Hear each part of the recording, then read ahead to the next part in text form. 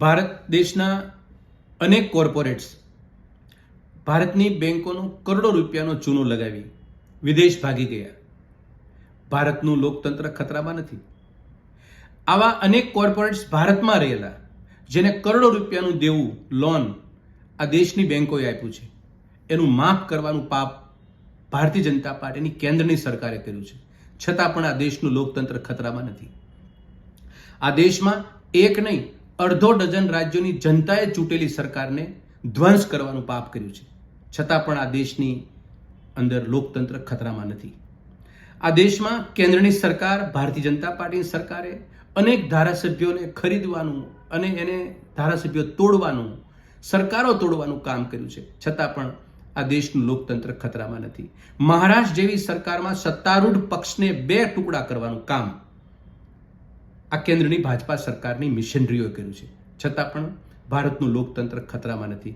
છેવટે સુપ્રીમ કોર્ટે કહેવું પડ્યું કે રાજ્યપાલ ગેરકાનૂની અને અસંવૈધાનિક રીતે કામ કરે છે. આવી શરમજનક પરિસ્થિતિ પણ આ દેશમાં સર્જાય છે. છતાં પણ આ દેશનું લોકતંત્ર ખતરામાં નથી. આ દેશના અન્નદાતાઓ છેલ્લા 3 વર્ષથી દેશના સુલતાન પાસે પોતાની હાજીજી કરે છે, માંગણી કરે છે કે અમારા ઉપર બિનજરૂરી અત્યાચારો થાય છે, અમને કાયદાની પરિયુમાં અમને અમારા હક અને અધિકારો છીનવવામાં આવે છે. આવી વાત કરવા માટે દિલ્હી જાય છે. દિલ્હી જતા રસ્તામાં એના ઉપર બેરિકેડ લગાવવામાં આવે છે, રોડ ઉપર મોટા મોટા ખીલા લગાવવામાં આવે છે, એના ઉપર પાણી અને અશ્રુ ગોળા ફેંકવામાં આવે છે. પરંતુ આ દેશનું લોકતંત્ર ખતરામાં નથી. દેશમાં 150 સંસદ સભ્યોને ગયા સત્રમાં, વિપક્ષના સંસદ સભ્યોને કોઈ પણ કારણ વગર એને સસ્પેન્ડ કરવામાં આવે છે પૂરા સત્ર દરમિયાન. છતાં પણ આ દેશનું લોકતંત્ર ખતરામાં નથી. હિમાચલ પ્રદેશની જનતાએ કોંગ્રેસ પક્ષને સંપૂર્ણ બહુમતી સાથે સત્તા સોંપી. થોડા દિવસમાં સત્ર ચાલતું હતું.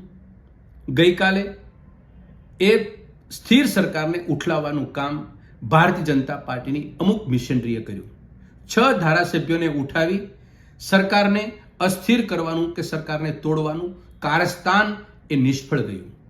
અને નિષ્ફળ કારસ્તાનના બદલામાં ભારતીય જનતા પાર્ટીના શરમ વગરના આગેવાનો બોલે છે કે રાજ્યની અંદર લોકતંત્ર ખતરામાં છે.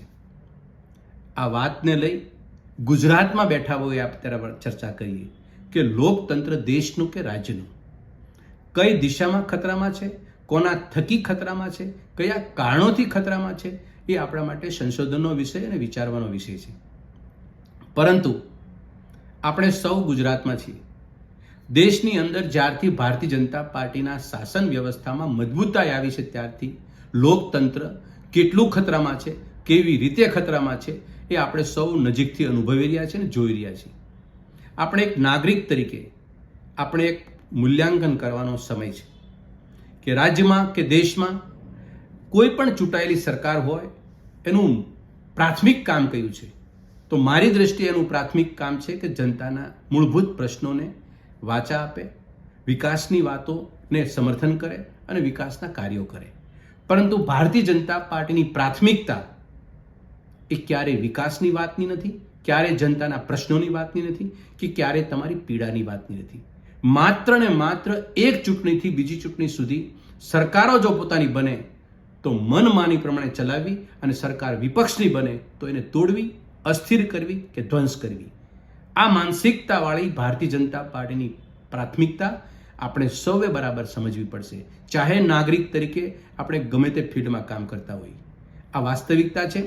હું માનું છું આ વાસ્તવિકતાનો વિચાર આપની વિવેક બુદ્ધિ ઉપર છોડું છું. આપ સૌનો ખૂબ ખૂબ આભાર. ધન્યવાદ.